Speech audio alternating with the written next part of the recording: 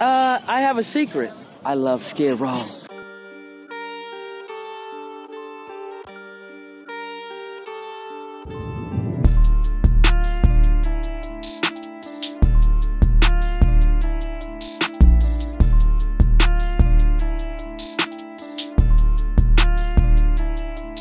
How often does crazy shit pop off around here? I'm surprised you haven't seen nothing now. Watch out, poop, watch out, poop. And the drunk driver ran a red light, hit me twice, threw me 20 feet, and then ran me over again. What? They killed a guy in his tent. His name was Africa. Skid Row, Los Angeles. 50 square blocks of homeless people. And probably the scariest place I've ever filmed. In 2 instances, people threatened to stab us just because we looked them in the eye. Here, we explore the beauty and the pain of Skid Row. Hello everybody, I'm Tommy G, and today we're going to Skid Row, Los Angeles. Now Skid Row is probably one of the most famous homeless encampments in the United States, and to be honest, I'm a little bit nervous. I'm going to be talking to a lot of people that have a high degree of mental illness, drug use, just people that are unpredictable. But I'm interested to hear people's stories. 60% of Americans are living paycheck to paycheck, and you have one bad medical injury, or you have one bad visit to the hospital. That could be me, that could be you. I want to hear people's stories, and I want to see what it's like in this world.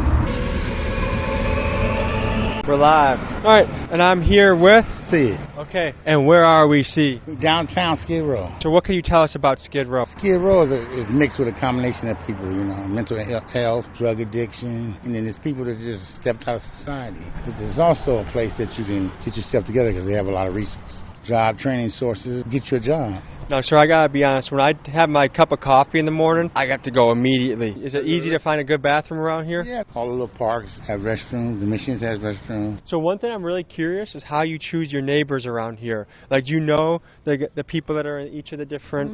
You usually do, or if you don't, you get to meet them, excuse me. Because you gotta have a kind of a level of trust, right? Yeah, pretty much. How often does crazy shit pop off around here? I'm surprised you haven't seen nothing now. Really? Every minute, 2 minutes. What should we be expecting? If you hear something loud or people arguing, pay attention. We'll see. We appreciate it. Take care, man. Have a good day. Sir, how long has Skid Row been like this? I don't. Well, I wound up down here after the murders and all. So, sir, because I think what a lot of people don't realize is 60% of Americans right now are living paycheck to paycheck, which means we're all one bad medical accident from experiencing this ourselves. Right. What would you say about that? Things can take a turn so fast in our life. This year with the pandemic, I've lost a lot of some sisters, brothers. From COVID? And I came to believe that sometimes our last breath could be our best breath. Ooh.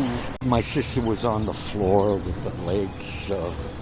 They amputated her legs. She had severe COVID. Thank God she never came through. Sir, can I first also say, I love the Crocs. You are styling right now. Compared to the people down here, I'm living like Thanksgiving. Pick up. Don't film over there. That's Skid Row. When I get harassed down at Skid Row, I don't do anything because Skid Row will handle that. Here lies Sheba the dog who protected homeless women sleeping alone in their tents. So in this beautiful garden, they feed a lot of people in the area, people that have dedicated their lives to service. A cool little patch of sanctuary and peace. And now let's keep going with our adventure. So guys, it's kind of an unusual thing. It's like on one end, watch out poop, watch out poop. On one end, there's a nice sense of calm in the air, but on the other end, there's kind of a sense that at any moment, shit could kind of pop off. Alright, I'm Tommy, and I'm here with... Can't tell you. And tell me where we're at. Skid Row. And how would you describe this place? I would describe this place as a place where you can be yourself. There is no judgment, you feel me? And you can be whoever you want to be without being looked at different or down. So there's a sense of freedom here. Yes, it's the sense of being free, just being able to be yourself. Okay. If you were mayor of the city, what would you do about Skid Row? How would you improve it? How would you make it better? I think that question is beyond my, okay? So I don't want to answer that. Gotcha. How do you choose where you're going to live around here? You pretty much find your comfort. You find your comfort zone. You find your happy spot. I will say this is the most poop I've ever seen on the ground, and you have to be careful where you step. I'm here with Bradley Goodrich. And Bradley, tell us where we are right now. You're at Death Row. You're on the corner of 6th and South San Pedro. Why do you call this Death Row?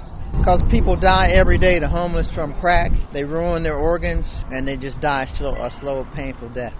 Okay, and you were talking that you want to get an audience with Kamala Harris. Right. What would you tell her if she was here right now? Give them reparations so they can support themselves and businesses so they don't have to keep coming back with a handout. Everyone here reparations, or specifically the black population, or white, whoever needs it. And how much would you say is the amount that $1 trillion. Each person? No.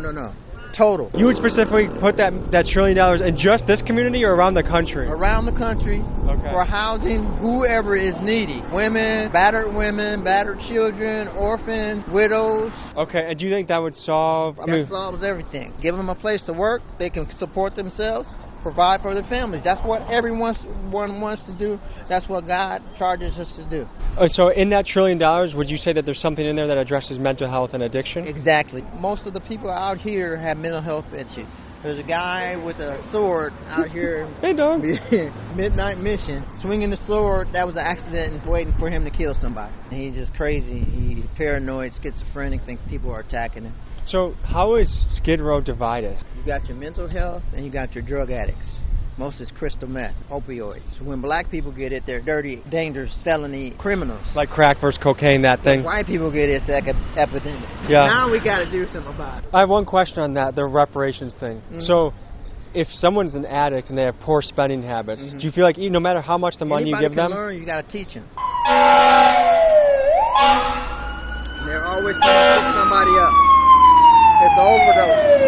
9 times out of 10, somebody's overdosed. They hit him with the Narcan and bring him back. And then all the other people say, that's good shit. It almost killed him. I need to go get it. So what's the drug of choice? Crack and meth mix. They don't need help. They need to help themselves. Watch. I tell you. Do you think the truth's somewhere in the middle sometimes? Yes. Yes, it is. Because some people don't want to help themselves. A lot of people like living in this lifestyle. All right, a gentleman just threatened to kill me. So heart rate's up a little bit.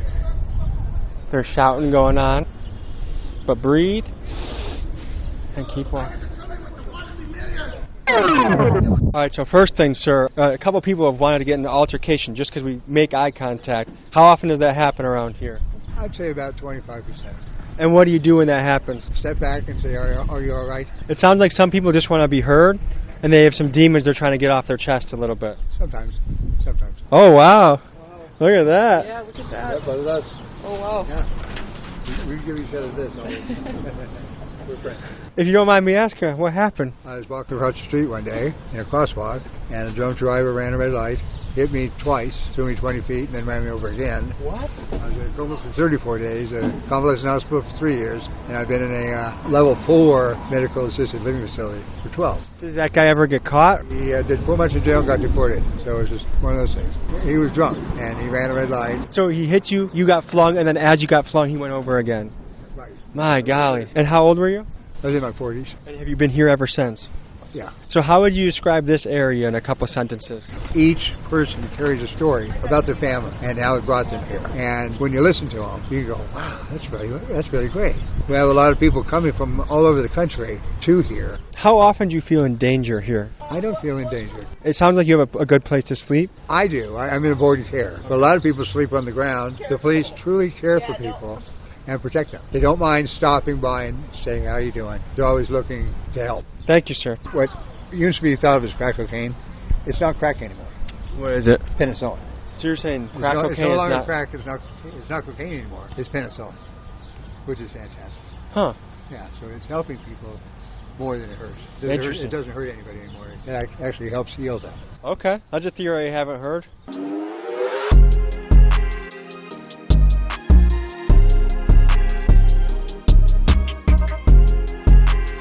I'm Tom, and I'm here with... Brenda Michelle Bryan. I sleep over there and I panhandle all up and down here. How do you choose where you're going to sleep and set up shop? Nobody sleeps over there, so I picked that spot. Do you ever worry about your safety?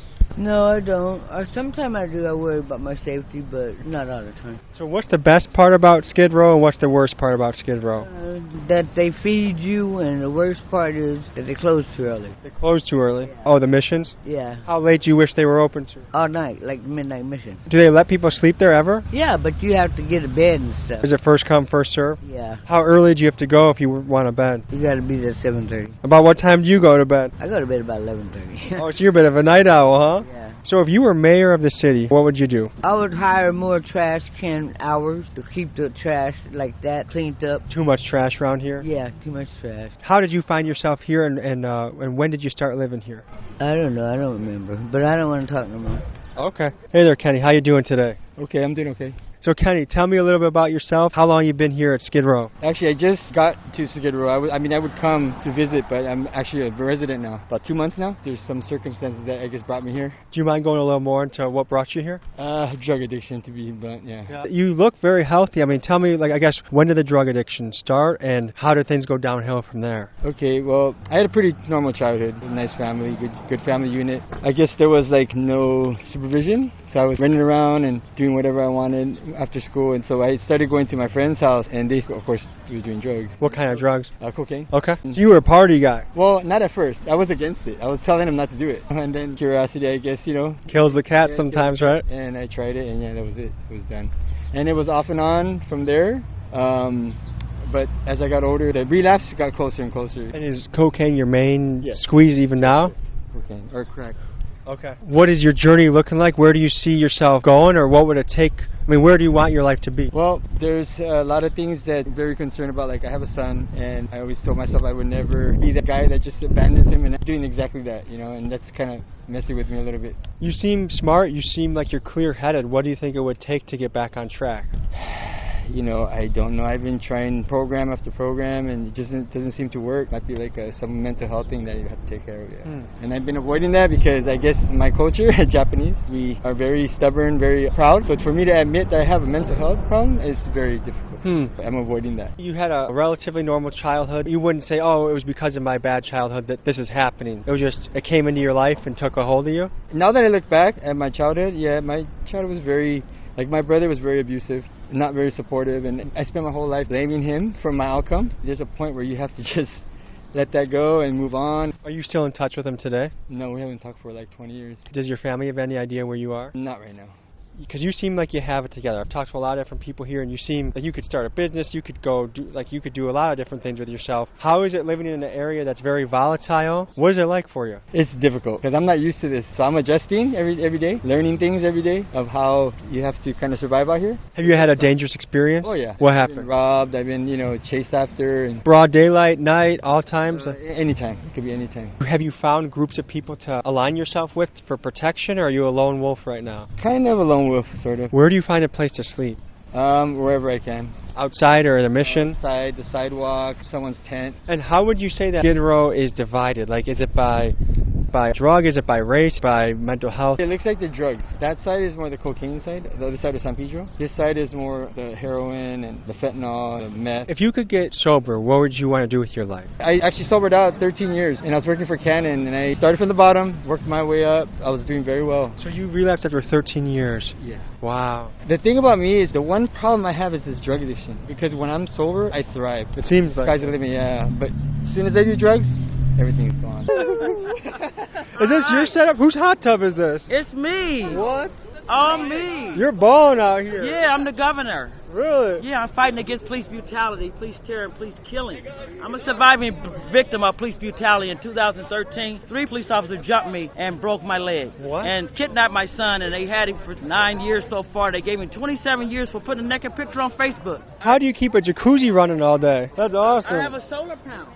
Wow. I have electricity. Whoa, can you take us on a tour of how you live? Yeah, this is how I live. When I wake up in the morning, I usually comb my hair. People catch me with my hair because I live outside, so they knocking on your door all early in the morning. But that's what I love about Skid Row. Community, friends, all kinds of people outside your door. You're not living in a brick wall. They can say, hey, Stephanie, you having a bad day sometimes? Just step outside your tent.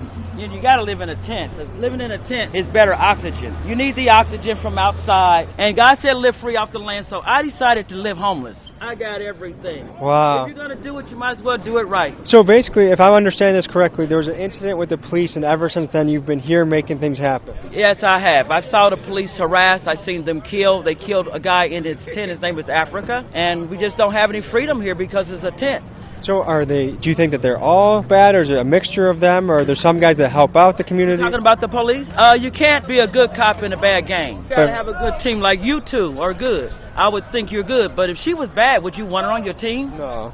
Okay. So how do you choose who your neighbors are? I choose them very carefully. I would imagine you have to. I have to make sure they can fight, because we're on Skid Row. You got to be a blood or a crip. You got to be a gangster, so that you can step up in front of anybody and get them off of the other person. You know, you can't be a weak link. But this is my domain. Do you let anyone share your jacuzzi? No, not since Corona. Not even a hot date? Like if you invite them over for a hot date? Well, if you clean it with some Clorox. I have a secret. I love Skid Row.